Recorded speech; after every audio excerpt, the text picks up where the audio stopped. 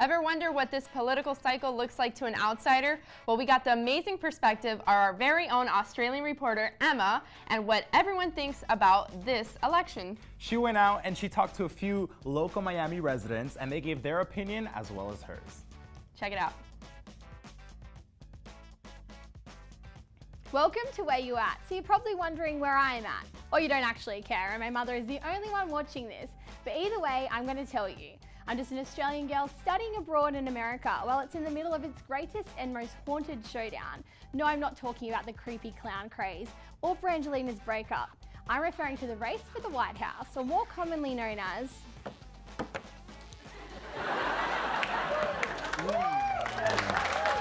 Oh, much better. Now let's get this nightmare started.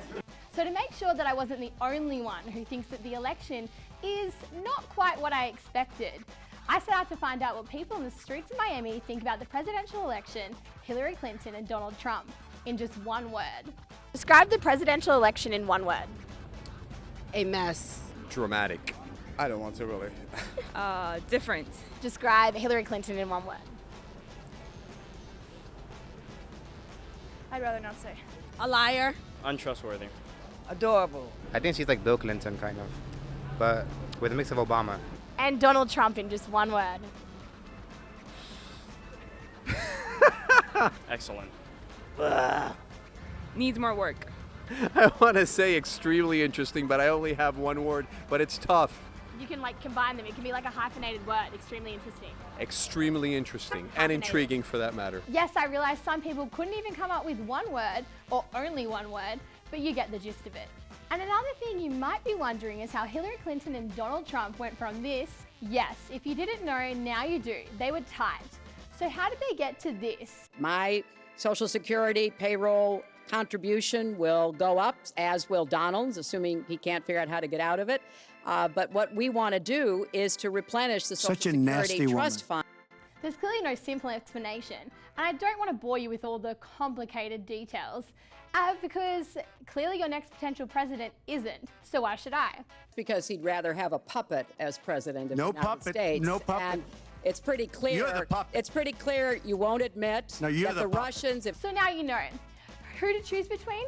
Someone who wants to sue maybe women about their sexual assault allegations on his first day as president, or someone who is so hated nationwide that she's actually making Trump seem like a realistic option. It's tough, I understand, I really do. I don't. Those stories are all totally false, I have to say that. And I didn't even apologize to my wife, who's sitting right here, because I didn't do anything. We have not only allowed this behavior on national TV, but it's the behavior of two people that are competing for the most powerful person in the world. How on earth could you possibly discipline a child in the country if we can't even discipline the next president? So you're just never going to answer a question about your emails? No, but it was very cute to watch you try. Because that's the beauty of it. Clinton sends classified emails and deletes them. She apologizes. Trump talks about sexually assaulting women. He says sorry, but only to the people who were offended by his locker room talk. Gee, you really have to feel for the public relations managers. Imagine referring to the crisis and management plan whenever Trump opens his mouth or Clinton sends an email. It's the only PR job which entails more crisis than working for Kanye West. Yes, I remember laughing when he announced that he was going to run for president. And now, his 2020 campaign is looking like a serious contender. I bet a lot of people wish he was having a red-hot crack at the White House right now.